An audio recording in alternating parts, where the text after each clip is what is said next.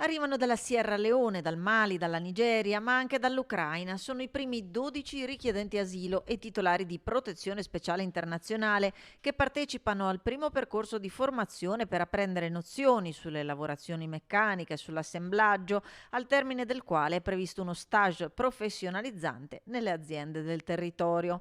Aziende vicentine che fanno i conti con la carenza di manodopera, con la crisi demografica del territorio e che vedono nell'accoglienza un'opportunità. Una recente indagine ci dice che dal 2022 al 2027 tra ingressi e uscite perderemo circa 11.000 posti di lavoro.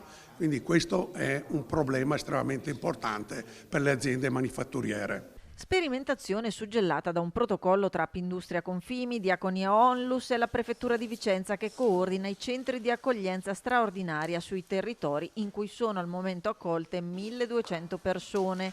L'obiettivo è quello di ampliare il numero dei partecipanti al percorso formativo nell'ottica di renderli integrati e autonomi. Sappiamo che la forza lavoro è veramente strategica con i cantieri del PNRR, i cantieri della TAV, quindi i richiedenti asilo e i titolari di protezione costituiscono una risorsa strategica. Un'opportunità che richiede un complesso percorso di preparazione, accompagnamento e supporto ai partecipanti. Le problematiche più importanti che emergono sono quelle dell'attività, quelle della conoscenza della lingua italiana.